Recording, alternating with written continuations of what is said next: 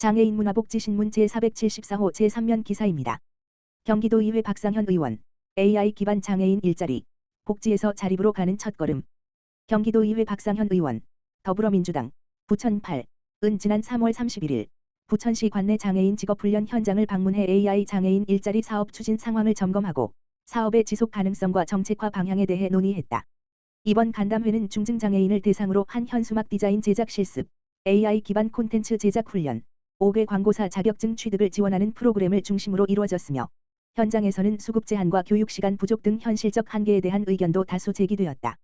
박 의원은 기초생활수급자에게는 50만 원의 훈련비가 오히려 진입장벽이 될 수 있다며 장애인의 자격증 취득 및 실질적 고용 연계를 위해 예산과 제도 개선이 함께 이루어져야 한다고 밝혔다.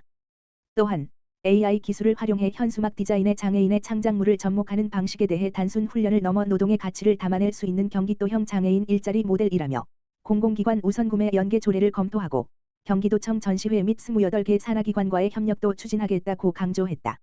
박상현 의원은 장애인의 자립은 복지의 종착지가 아니라 시작점이라며 기술과 복지가 만나는 혁신 모델을 통해 경기도민 모두가 존엄한 삶을 누리는 포용사회로 나아가도록 힘쓰겠다고 밝혔다. 박재용 경기도의원, 파크골프장, 장애 친화적 리조트 건립 등 필요성 제안받아 경기도의회 박재용 의원, 보건복지위원회, 더불어민주당, 비례,은 지난 3일 가평 연인산도립공원을 방문한 자리에서 장애인, 어르신, 아동 등 이동 취약계층도 편안하게 자연을 누릴 수 있도록 유니버설 디자인이 반영된 무장애 인프라 조성이 시급하다며 파크골프장 및 장애 친화적 리조트 조성의 필요성에 대한 제안을 현장에서 전달받았다. 이날 박재용 의원은 경기도지체장애인협회 가평군지회 김영수 회장과 현장을 함께 둘러보며 연인산도립공원이 가진 천혜의 자연환경에도 불구하고 장애인 접근성이 현저히 떨어지는 문제를 지적했다. 박 의원은 경기도에 이렇게 아름다운 도립공원이 있음에도 장애인을 위한 시설은 전무하다며 장애인이 편하면 도민 누구나 편한 곳 아니겠느냐고 반문하고 무장애 캠핑장, 파크골프장, 안심둘레길, 리조트 등이 조성될 필요가 있다고 강조했다. 김영수 회장은 연인산도립공원은 자연조건이 탁월하지만 장애인이 머무르고 즐길 수 있는 기반시설이 거의 없다며 지역의 장애인 단체들은 수년 전부터 꾸준히 개선을 요구해왔고 박 의원께도 제안드려 오늘의 자리가 마련됐다고 말했다. 이어 직접 둘러보니 장애인도 이용 가능한 공간으로 충분히 조성될 수 있다는 가능성을 확인했다고 덧붙였다.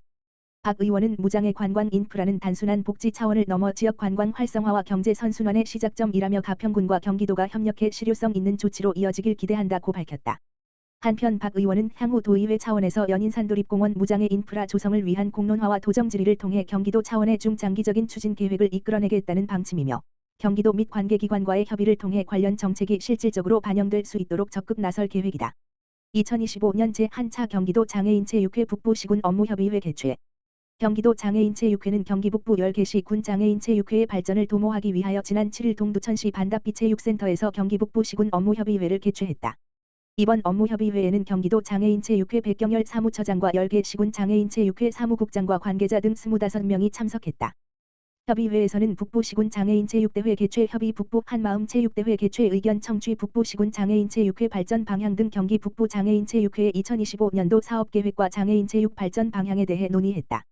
백경열 경기도 장애인체육회 사무처장은 경기 북부시군 장애인체육회가 날로 발전할 수 있도록 경기도 장애인체육회에서도 지원에 최선을 다하겠다라고 말했다.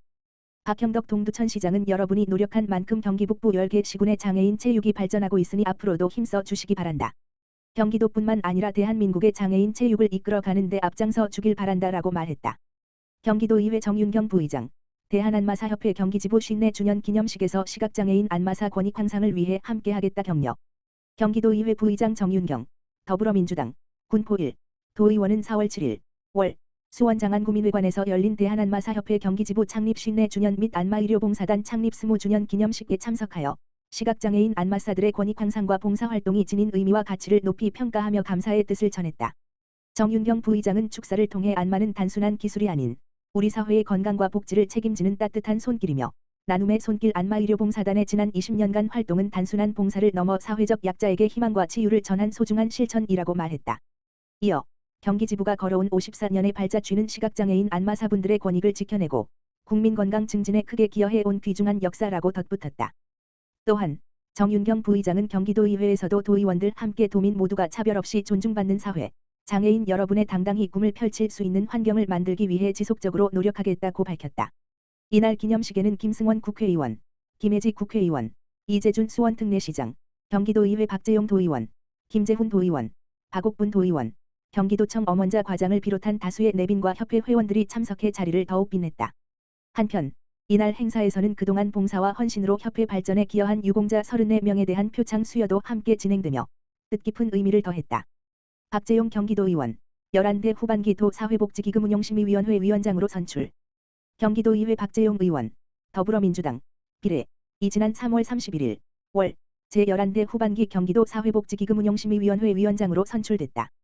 경기도는 사회복지기금운용심의위원회 위원 위촉식을 열고 박재용 의원을 위원장으로 만장일치 선출했다. 부위원장에는 정경자 의원, 국민의힘, 비례, 선출됐으며 당연직 위원으로는 김하나 복지국장을 포함한 민간 전문가 12명이 위촉됐다.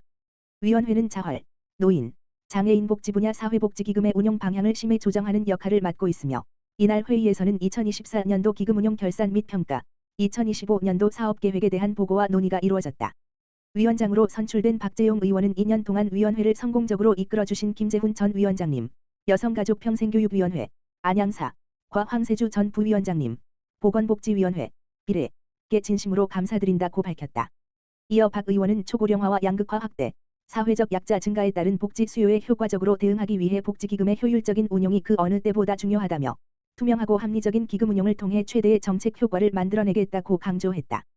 또한 박 의원은 기금이 꼭 필요한 곳에 공정하게 집행될 수 있도록 꼼꼼히 살피고 도민 누구도 복지에서 소외되지 않도록 최선을 다하겠다며 심의위원들과 함께 실효성 있는 운영 방안을 마련해 도민 삶의 질 향상에 기여하겠다고 덧붙였다. 경기도 사회복지기금운용심의위원회는 앞으로도 도내 복지 수요를 정확히 반영한 심의와 기금 운영을 통해 지속가능한 복지체계를 만들어 나갈 계획이다. 경기도 교육복지종합센터 2025년 찾아가는 특수교육 대상 학생 강좌 개당. 경기도 교육복지종합센터 관장 피성주 가 2025년 찾아가는 특수교육 대상 학생 강좌를 운영한다. 4월 7일부터 6월 27일까지 진행하는 이번 강좌는 특수교육 학생을 대상으로 다양한 분야의 교육 기회를 지원하고자 마련됐다.